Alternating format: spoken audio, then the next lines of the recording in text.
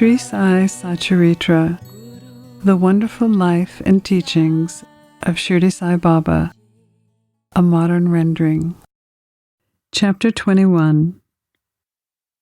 In this chapter, Hemadpant relates 3 very interesting stories, which, if very carefully read and grasped, will lead readers onto the spiritual path.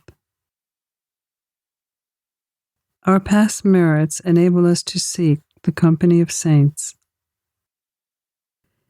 It is a general rule that it is our good luck in the form of the accumulation of merits from past births that enable us to seek the company of saints and profit from it. To illustrate this rule, Hemadpant gives his own example. He was a resident magistrate of Bandra, a suburb of Mumbai, for many years. A famous Muslim saint named Pir Milan lived there, and many Hindus, Parsis, and others who followed different religions used to go and have his darshan.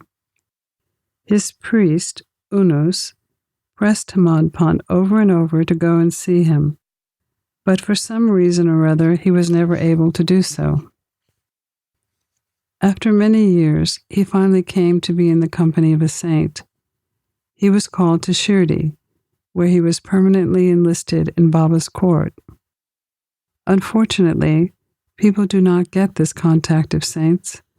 It is only the fortunate ones that do.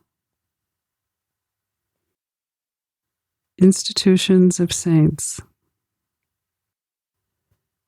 There has been the institution of saints in this world from time immemorial. Various saints incarnate themselves in various places to carry out the missions given to them. Although they work in different places, they are one. They work in unison, under the common authority of the Almighty, and know full well what the other is doing, supplementing the other's work where necessary. An instance illustrating this is given below. Mr. Thakur meets Baba. Mr. Thakur was a clerk in the revenue department. He once came to a town named Badgam, along with the survey party. There he saw a Canarese saint named Appa and bowed before him. The saint was explaining to an audience Vichar Sagar, a standard work on Vedanta. As Thakur was taking leave, the saint said to him, "You should study this book, and if you do, your desires will be fulfilled. In the future, when you go to the north to do your duties, you will come across a great saint. By your luck, he will show you your future path, give peace to your mind, and make you happy." Then he was transferred to Junnar, which could only be reached by crossing Nane Ghat. This ghat was very steep and impassable, and no other conveyance other than a buffalo was of use in crossing it. This meant he had now to take a buffalo ride through the ghat, which inconvenienced and pained him much. Later, he was transferred to Kalyan on a higher post, and there he became acquainted with Nana Sahib. He heard much about Sai Baba from him and wished to see Baba. The next day, Nana Sahib had to go to Shirdi. He invited Thakur to accompany him. Thakur could not go as he had to go to the Thana court for a civil case. So Nana Sahib went alone. Thakur went to Thana, but the case was postponed. He regretted not accompanying Nana Sahib, so he left for Shirdi himself. When he arrived, he found that Nana Sahib had left the previous day. Some of his other friends whom he met there took him to Baba. He saw Baba, fell at his feet, and was overjoyed. His eyes were full of tears of joy, and his hair stood on end. After some time, the omniscient Baba said to him, The path to this place is not as easy as the teaching of the Canarese Saint Appa, or even as the buffalo rod in the Nane Ghat. On this spiritual path, you have to give your best effort, as it is very difficult. When Thakur heard these significant signs, which no one else knew, he was overwhelmed with joy. He came to know that the words of the Canarese saint had come true. Then joining both hands and placing his head on Baba's feet, he prayed that he should be accepted and blessed. Then Baba said, "What Appa told you was right, but these things have to be practiced and lived. Mere reading won't do. You have to think and experience what you read. Otherwise, it is of no use.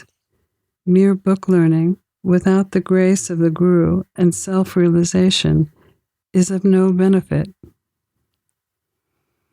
The theoretical portion from the work Vichar Sagar was read by Thakur, but the practical way was shown to him in Shirdi. Another story given here will bring out this truth even more powerfully.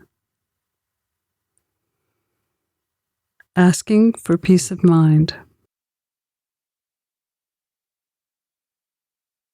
A gentleman from Pune, Anantrao Pantakar, wished to see Baba.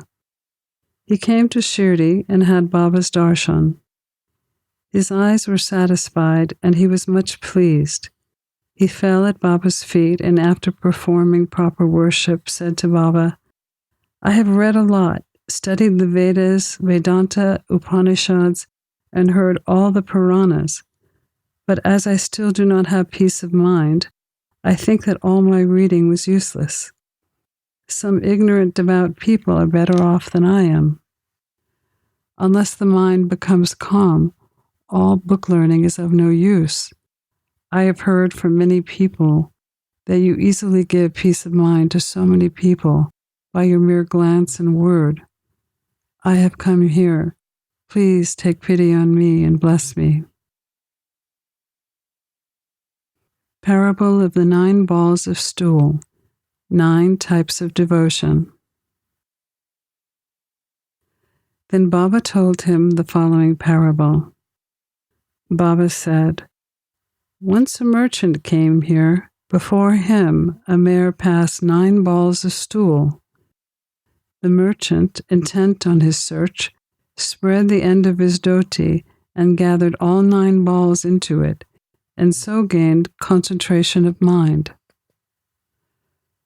Patankar could not make out the meaning of this story, so he asked Dada Saheb, "What does Baba mean by this?" Dada Saheb replied, "I too do not know all that Baba says and means, but by his inspiration I can say what I've come to know. The mare is God's grace, and the 9 balls excreted are the 9 forms of bhakti. Shravana, hearing. Kirtana, singing. Smarana, remembering. Padasevana, worshipping God's feet. Archana, worship. Namaskara, bowing. Dasya, service. Sakyatva, friendship. Atma Nivedana, surrender to the self. These are the 9 types of bhakti. If any of these is faithfully followed, the Lord will be pleased and manifest himself in the home of the devotee. All the sadhanas, japa, tapas, yoga practice, and study and expounding of scriptures are quite useless unless they are accompanied by devotion. Knowing of the Vedas, or fame as a great jnani, or mere formal bhajan, are of no avail. What is wanted is loving devotion. Consider yourself as the merchant or seeker of the truth, and be eager like him to collect or cultivate the 9 types of devotion. Then you will attain stability and peace of mind. Next day, when Pantakar went to Baba, he was asked whether he had collected the 9 balls of stool. Pantakar said that he, being a poor fellow, should first be graced by Baba, then they could easily be collected. Baba blessed and comforted him, saying that he would attain peace and happiness. After hearing this, Pantakar was overjoyed and happy. Never speak ill or criticize others.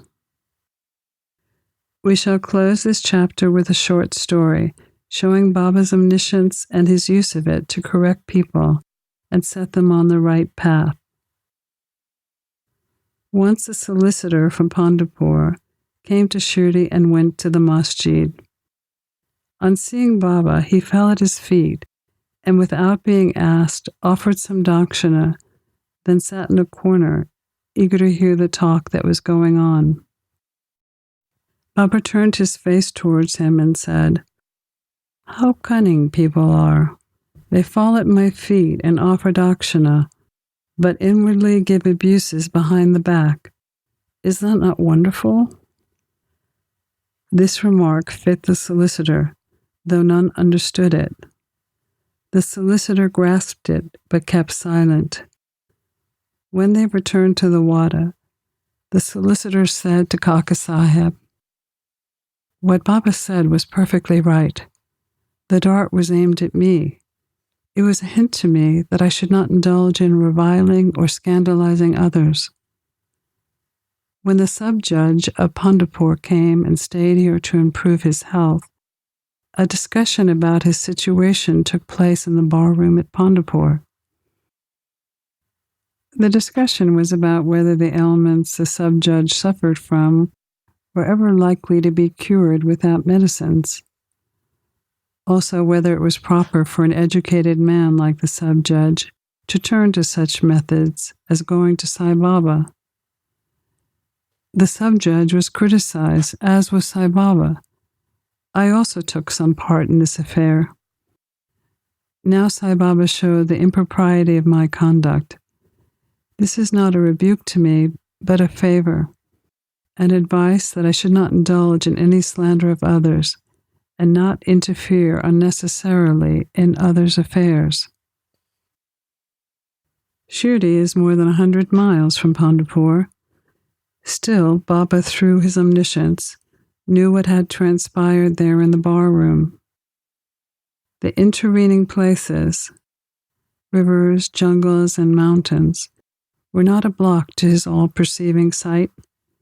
He could see or read the hearts of all. There was nothing secret or veiled from him. Everything, far or near, was as clear to him as broad daylight. Whether a man be far or near, he cannot avoid the all-pervading gaze of Sai Baba. From this incident, the solicitor took the lesson that he should never speak ill of others, nor unnecessarily criticize them. This evil tendency was completely washed, and he was set on the right path.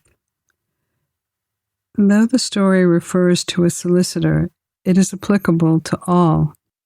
All should take this lesson to heart and profit from it. Sai Baba's greatness is unfathomable, and so are his wonderful leelas. His life is also such, for he is Parabrahman incarnate. Pranams to Sri Sai. Peace be to all.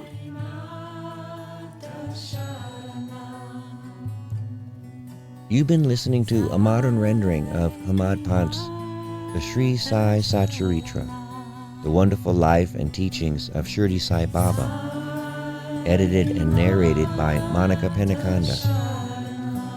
For more content like this online, please go to divinelineage.org, SaiFamily.org, and peacefires.org. To learn more about Monika, please go to MonikaPenukonda.org.